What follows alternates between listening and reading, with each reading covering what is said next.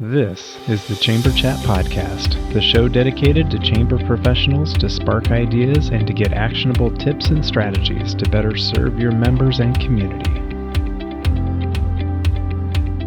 Hello, Chamber Champions. Welcome to Chamber Chat Podcast. I'm your host, Brandon Burton, and it's my goal on the podcast to introduce you to people and ideas to better help you serve your chamber members and your community. Our title sponsor is Community Matters, Inc. With nearly 20 years in the chamber industry and over 100 media awards presented to their chamber partners, Community Matters provides the R&R that every chamber needs, revenue and recognition. When it comes to publishing a chamber map, directory, or community guide, Community Matters has the trusted experience to help your chamber accomplish your goals. With different advertising sales models and publication styles, Community Matters will help you create a non-dues revenue machine. Let's hear from Becky Womble, President and CEO of the Bastrop Chamber, to hear about her experience using Community Matters. I've been using Community Matters for probably 6 or 7 years now. And in a previous life, I sold commercial printing. So I can highly recommend Community Matters because it's a complete turnkey job for any busy chamber exec. Basically, you give them a membership list, and from there, they contact your members, and it's no high pressure sales or anything. And it really is a complete turnkey job from start to finish. And it's a wonderful, beautiful printed product whenever you're finished. And I'm very sold on Community Matters. And with a printing background, big endorsement for me. To learn how Community Matters can support your chamber with your next publication, please visit communitymattersinc.com/podcast to request your free media kit and request a proposal to find out what kind of non-dues revenue you can generate. Our guest for this episode is Debra Orner. Debra is the Vice President, the Cambria Regional Chamber of Commerce in Pennsylvania. She began her career with the Cambria Regional Chamber in 1998. She's responsible for the Chamber's external operations, including events and programs. And among these is her professional pride and joy, the John B. Gunter Community Leadership Initiative. Prior to coming to the Chamber, Debra worked in public relations at St. Francis University and on the staff of the late Congressman John P. Murtha. Debra is past chair of the Pennsylvania Chamber of Commerce Professionals and has served on its board of directors since 2012. She was the first non-CEO to be elected to this position. She has served as chair of the PACP Professionals and Leadership Conference since 2013 and is also a member of the Communications Committee. Debra is also an IOM graduate. Locally, Debra's the vice president of the Johnstown United Neighborhoods, which began as a community project of the leadership program. She also serves on the board of directors of several other local organizations. But Debra, we're excited to have you with us today here on Chamber Chat Podcast. Love for you to take a moment to say hello to all the Chamber Champions and share something interesting about yourself so we can get to know you a little better. Sure. Thank you, Brandon. As mentioned in my bio, this is my 25th year in chamber work. Never thought I'd have a job that long, but once I started, it was just kismet, and I love doing it. I can't imagine doing anything else. And my chamber friends actually like to joke that I knew what I wanted to do when I was 8 years old, because that in the summer of 1977, our city suffered the third devastating flood in our history. And one of the things that came out of that was an advertising campaign that was put together by some local businessmen. And some of it was funny, like they would put up billboards that say we're wet but not washed out. But the one that stuck with me was one that says we will rebuild together. And I'm not saying that I knew that Chamber of Commerce was a job you could have when I was 8 years old, but I knew I wanted to do what those men did. So it just made a huge impression on me. And the other thing that came out of that was our congressman at the time had only been in office probably about 2 or 3 years. And where I lived during the flood was across the street from an elementary school that had a very large playground. And that's where National Guard helicopters would land and that sort of thing. And I was able to witness our congressman landing at that playground and getting out and kind of directing things and starting the process and helping to shovel mud and that sort of thing. And that was Congressman John Murtha. So at 8 years old, I was looking at this man like he was some sort of John Wayne, and he was just one of my first heroes. And then I ended up working for him. So it was that was a pivotal event in my life that kind of had an effect on my later years that I never could have predicted at the time. But so that's why they like to joke that I knew what I wanted to do when I was 8. Wow. So I hear a lot of stories about how people get into chamber work, but that is a unique one. So I appreciate you sharing that. And not everybody has that kind of experience when they're a young child, and being able to have those impressions stick with them into adulthood. So thank you for sharing that. Sure. Well, tell us a little bit about the Cambria Regional Chamber, just to kind of set the table for our discussion. Give us an idea of the size of the chamber, scope of work, staff, budget, that sort of thing, just to prepare us for our conversation.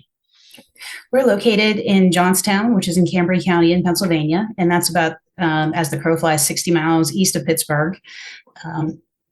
We have about 650 members at the moment, and our budget's around $650,000. And we have 4 full-time staff people, and we do a lot with those 4 people.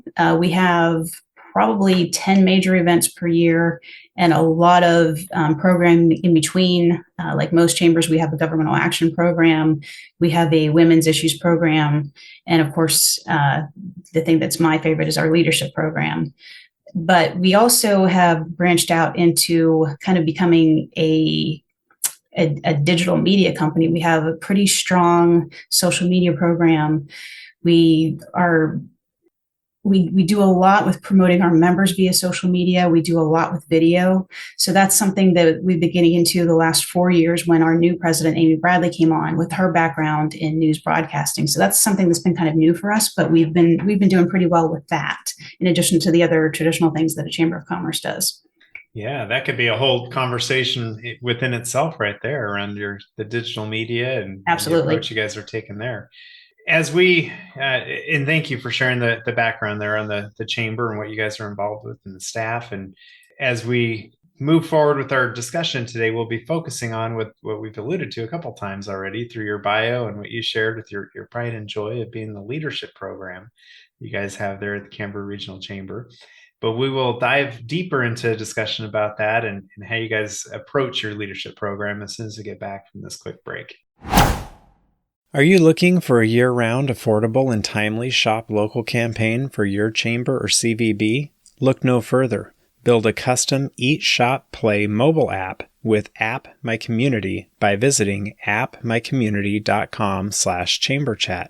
App My Community mobile apps are not just simple membership directory listings. They provide many more capabilities to engage with your community. Provide your residents with a robust events calendar. Partner with a local fair, festival, or farmers market to provide a schedule, map, and other resources to promote the event. Run a small business Saturday campaign any time of the year using built-in scavenger hunts. Allow your membership to communicate directly to their customers via push notifications. Your App My Community mobile app will be a unique member benefit, allow you to generate non-dues revenue with sponsorship opportunities, and best of all, provide a valuable resource to your community. Please visit appmycommunity.com/chamberchat now to receive 10% off your first year of an App My Community mobile app. Are you looking for a way to grow and manage your Chamber of Commerce more effectively? Look no further than Chamber Nation. Their innovative software provides everything you need to streamline operations, engage members, and increase revenue. With features like event management, membership directories, advanced membership tools, mobile apps, community kiosks, and financial reporting, Chamber Nation makes it easy to run your chamber like a well-oiled machine. Don't miss out on this opportunity to take your chamber to the next level. Visit richardscalendar.com to learn more about Chamber Nation today. Hey, this is Donna. Yiftee community cards are free for you, free for your members, and they bring lots of new sales and foot traffic into your local shops and restaurants. But don't take it from me. Here's Siobhan from Truckee, California, to tell you about her program. Visit Truckee Tahoe's Sustainable Truckee gift card has been a great success since launching in November 2021. The card is redeemable at 58 Truckee businesses, making it a great gift for any occasion. Recipients can spend flexibly at a wide variety of local businesses, from yoga studios to hotels. And because the cards are digital and accessed on your phone, they're super easy to purchase and redeem. We love that sustainable Truckee gift cards encourage folks to shop local, supporting Truckee's local economy and community. Thanks, Siobhan. If you'd like to join Truckee in supporting the Shop Local movement, check us out at yiftee.com or send an email to sales@yiftee.com. All right, Debra, we're back.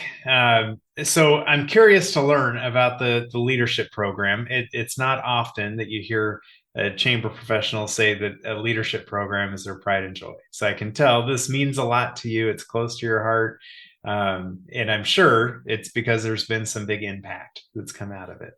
So share with us the approach you guys take and why it means so much to you. Well, I always joke with my boss and my board of directors that I do leadership for free, and it's everything else they have to pay me for because I love the program that much. I actually took the program over within 2 weeks of starting my job back in 1998. And back then, the program was only in its current format about 4 years old. They had done a program in the early 80s, back when corporate dollars for training were more easily had. They would bring in people like Lee Iacocca and Stephen Covey, and it was more of a really higher level executive training. And it wasn't a cohort group the way it is now. Back in about 1994 is when they started to form it into a cohort group, where a group of about 18 to 24 people would go through a series of lectures throughout a 9-month period. So then when I took over in 1998, they also said, well, a good way for you to learn how to run this program would be to go through it yourself. So my first year with the program, I was actually participating in the program, plus I was learning how to run it. And that was really unique. And I don't recommend it to anybody because it was very confusing for everyone. For my classmates who didn't understand that I was part of the class, plus I was running the program. And for me, trying to be part of the class, yet organizing everything. So that wasn't probably the best way to go about it. But the following year, we instituted an overnight team building session, and that's really where things took off, because that really cemented the bonds the class would have with each other. And we had 2 amazing facilitators that I was lucky to have for almost my entire career here that really took the program to another level. And our program is a little different from other programs in that we meet twice a month and we are skills-based rather than the programs that typically have like a healthcare day or a law day where they go on basically like field trips to hospitals and court systems and that sort of thing.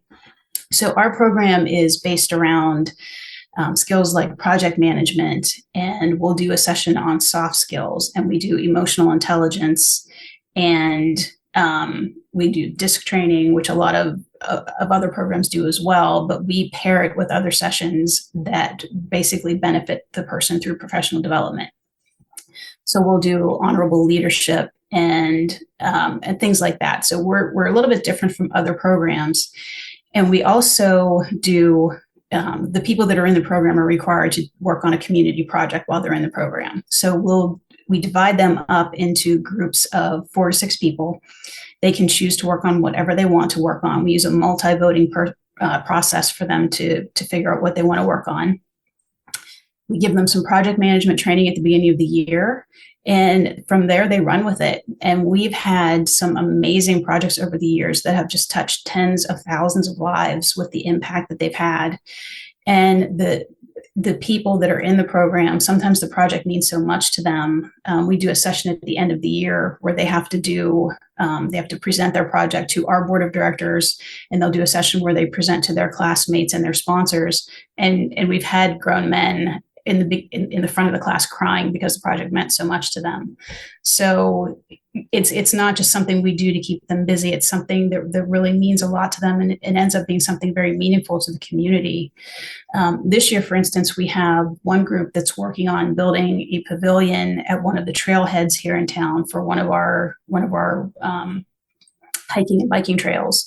And we have another project that's raising money for a project called the Needy Children Shopping Tour, which takes disadvantaged children and they get to go shopping at Christmas time, and they get to buy new things. And it's a really cool experience for everybody involved.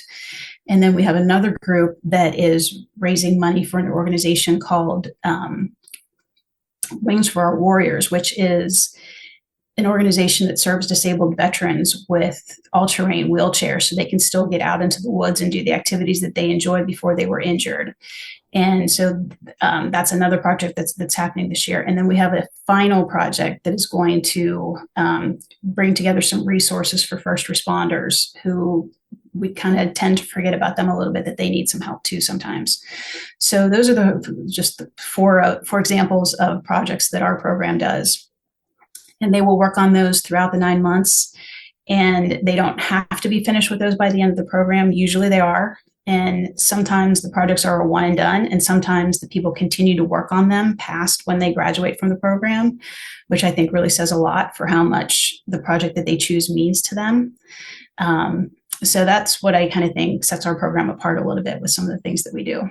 Yeah, no, you covered a lot of things there as you talked about how the program's laid out. But so if I understand right, it's a 9-month program. You meet twice a month, so 18 times total throughout that period. Yes, we meet twice a month for half a day. Okay, and tell us a little bit more about this overnight team building opportunity. Is that do you guys go somewhere off-site? Is it somewhere? Just how do you come about that? We did, and actually the pandemic turned it from an overnight into just a 2-day session. But it's still the same basic setup. It's just we don't stay overnight anymore after the pandemic happened. But we spend the first day basically with just team building activities and with them getting to know each other and kind of breaking down barriers and really getting to know each other a lot more and what they have in common, what they might want to work on for the next 9 months. So it helps them to form their project teams. And then the second day is really when we spend putting the project teams together. So they'll spend like the entire second day just discussing things like, what does our area not have that if it did would make it a better place to live? Or, what would you work on if you knew you couldn't fail? Those sort of things. So we lead them through discussion like that. And then they break down into areas of interest. And then from there, it's all up to them, like what project they pick. So they might know that when they walk out on the second day, they might know for sure what they want to do. Some people come to the program with an idea that they want to do, and they just recruit people to help them. So, and some people show up and they have absolutely no idea what they want to do, and they're looking to be sold on something. So we have kind of all different methods happening there, but those 2 days are just so important because it really helps them bond as a group. And a lot of times, sometimes we'll have people from the same company that participate in the program in the same year. And people from the same company won't know each other before they get to our program. So really, for the most part, these are 20 strangers who don't know anything about each other. So we really take the time on those 2 days to help them get to know each other. And really, they walk out of those 2 days and they're friends. Very good. So that was my next question. So this is happening at the beginning of the leadership program to build those bonds, kind of build your teams, select your projects, set a tone for the whole 9 months. Yeah, we do that at the beginning. And then at the end of the year, we go back to the same site and we do what we call our year-end reflection. And that's really their opportunity to kind of get their emotions out about what they've been through that year and like the things that made an impact on them, and just kind of talk it out and just really have a nice day, like a little capstone session with their classmates that they've become so close to throughout the course of the program. Nice. So you had mentioned that you've been blessed with a great facilitator. As you go about trying to figure out who facilitates a leadership program like this, what sort of traits are you looking for? What would make for a good facilitator for other chambers that are listening and considering building a similar program? Really, it helps tremendously if they have a passion for the area, because that's really what most leadership programs are trying to do is create something good for their community. And it also helps if they like helping people develop, because that's a huge part of what we do. So you really just have to have like a passion for developing people, and you have to really care about the community and the area, and you have to want to see it get better. And we, as chambers of commerce, don't often have large budgets, and sometimes most of our facilitators actually are volunteers, with the exception of one person. Everybody in my program is a volunteer. So we really have to find people and cultivate relationships with people who just genuinely just care. And that's really as simple as it is. Obviously, they need to have some proficiency in the thing you're asking them to present on, but really they just have to care, and they have to want to do it, and they have to have that volunteer capacity themselves. So I think those are great things to consider. And I like the passion for the community. And it made me wonder, through this leadership program, it sounds like a lot of the skills, like the skills-based training, those sort of things that you're going through are, I guess you can take it, from one position to another, from one community to another. You're developing leadership skills that are transferable. Are there other aspects besides the project maybe that are community based, that are unique to your community? And maybe not, but I'm curious. Well, one thing that I'm pretty proud of that we do with our program is we give them the opportunity to meet a lot of community leaders, because that's who most of my facilitators are. They're people who are business owners or leaders in some other way. And we also do a session on local government where they get to meet all of our county commissioners and our city manager and the community and economic development director for the city. We'll have the director of emergency services for the county come. So they get to meet people like that. And these are, again, community leaders who are giving back through this program and that's one of the sessions where I kind of call it it's your opportunity to ask the why doesn't someone or why don't they questions, because a lot of times people just don't understand why things are the way they are. And this is really just an opportunity for them to sit down and meet with oftentimes people who are elected leaders. And it just gives them a chance to form a relationship and just to meet them and to see what their role can be in moving our region forward. Yeah, I love that. I like building those strong community ties. So the year-end reflection, that I can imagine that being kind of a high point really to this whole program, to be able to see the development, to be able to look back at, especially going back to the same location that it all started, right? Being able to reflect back on those beginnings, the relationships built, the impact of their projects. You had mentioned grown men, crying at the end because of their program. What are some of those more impactful reflections that have kind of hit you over the years as you've seen these people reflect on their time in the program? Well, I always say that the people in the program are going to learn more from each other than they will from almost any of us or any of the facilitators, because you get to meet the people who are doing the work in the community. And there's just a lot of eye-opening moments that you wouldn't know about if you didn't get to meet these people. And for me, just seeing the relationships that form from people who wouldn't know each other except for this program, and who accomplish amazing things because they have met in this program.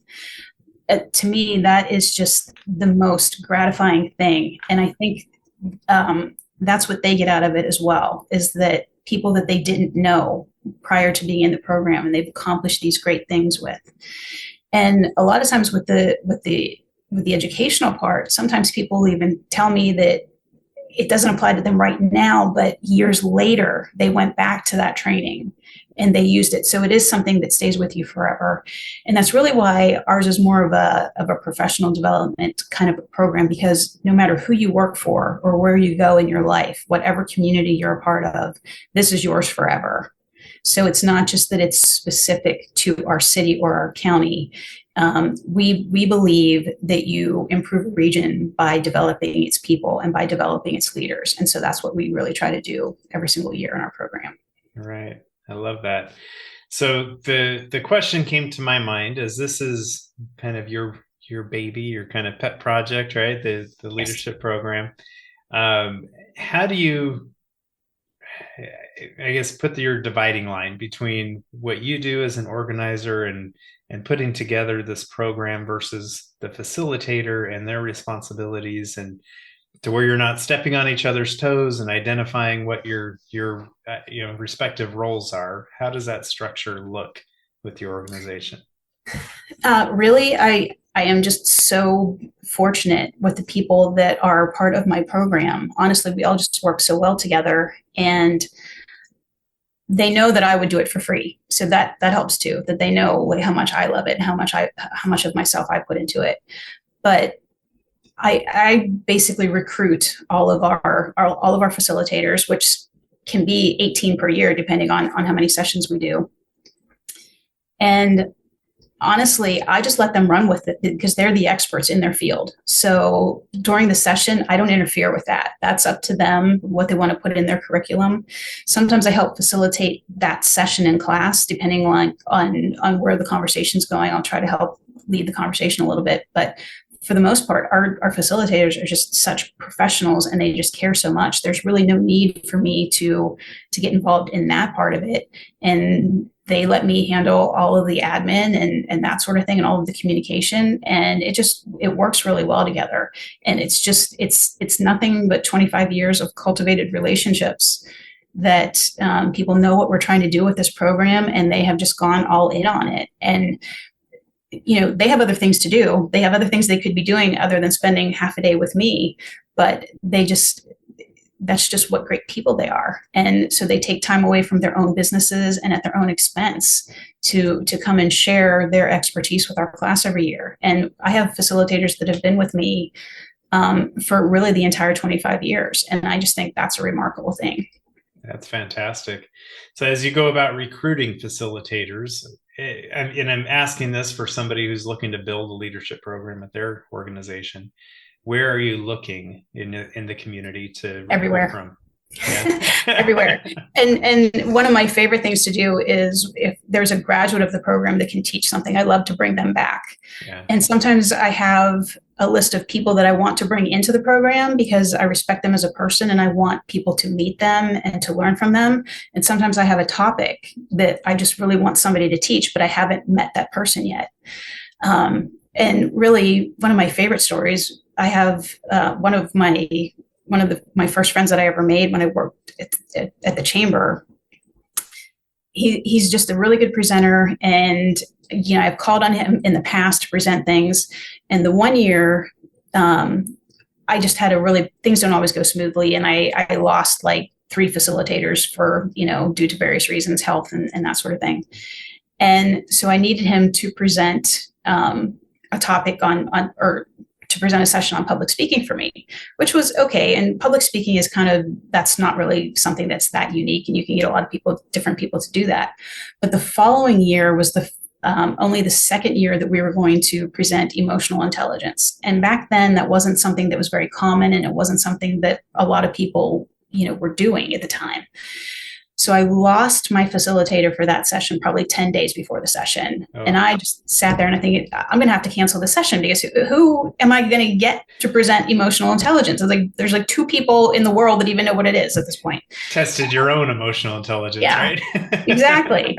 So this friend called me almost like 10 minutes later. And he said, Debra, I was looking online at your syllabus for your leadership program, and I saw that you have emotional intelligence. And who teaches that for you? And I said, oh my God, why are you asking?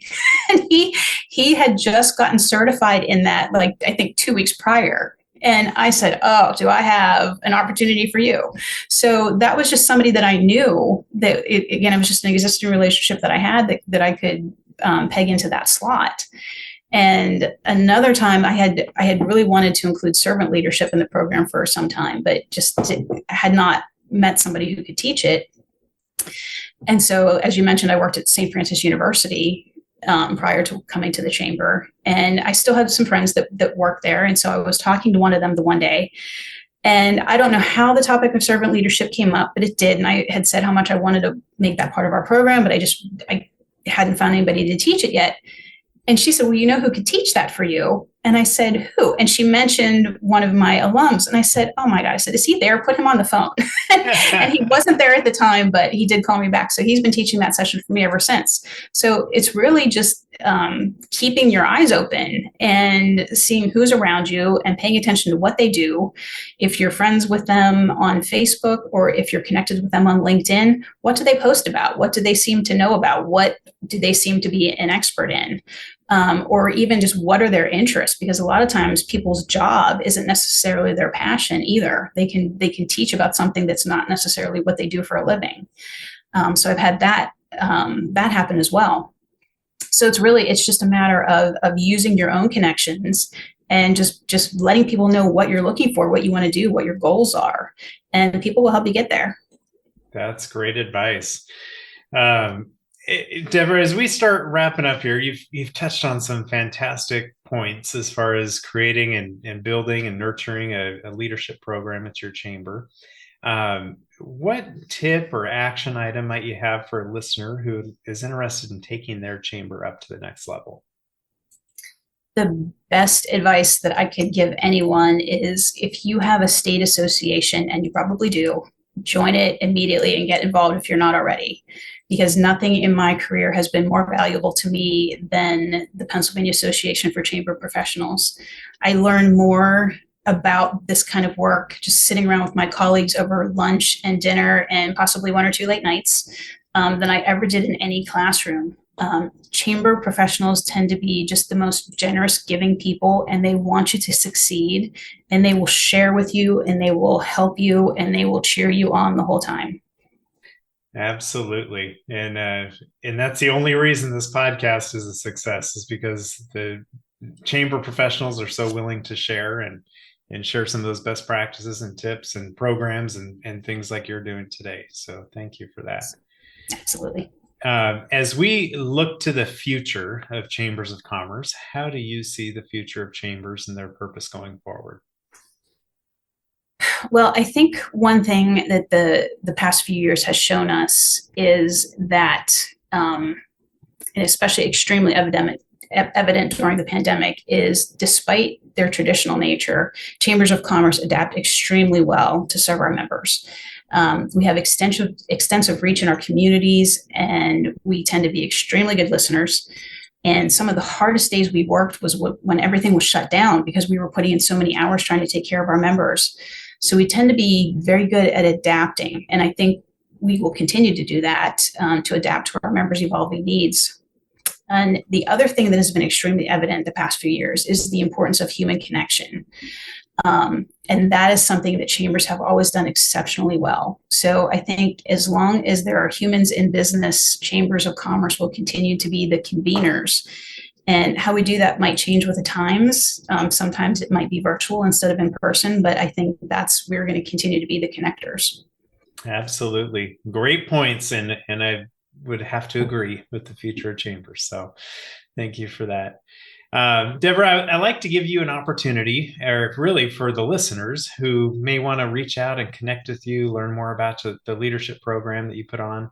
What would be the best way for them to reach out and connect and learn more?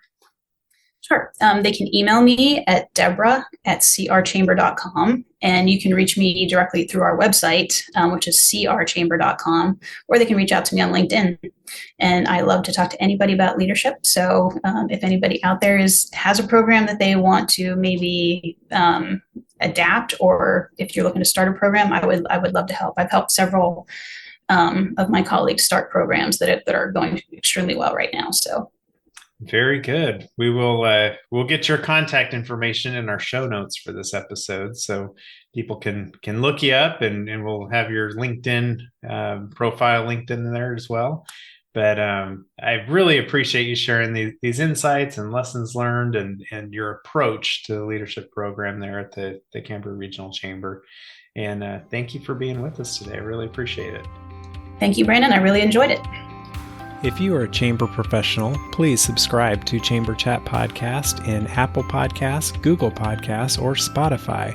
When you subscribe to Chamber Chat Podcast, new episodes will show up in your podcast app each week as they are released.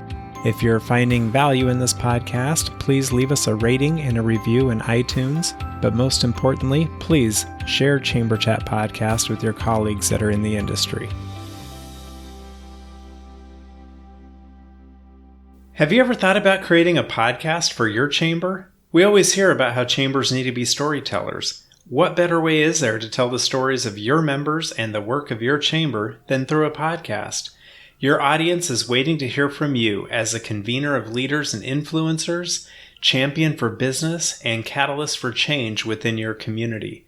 I just launched a Chamber podcast course with the goal to get your very own podcast started within 30 days. Visit chamberchatpodcast.com/pivot to learn more and to enroll in the Chamber podcast course today.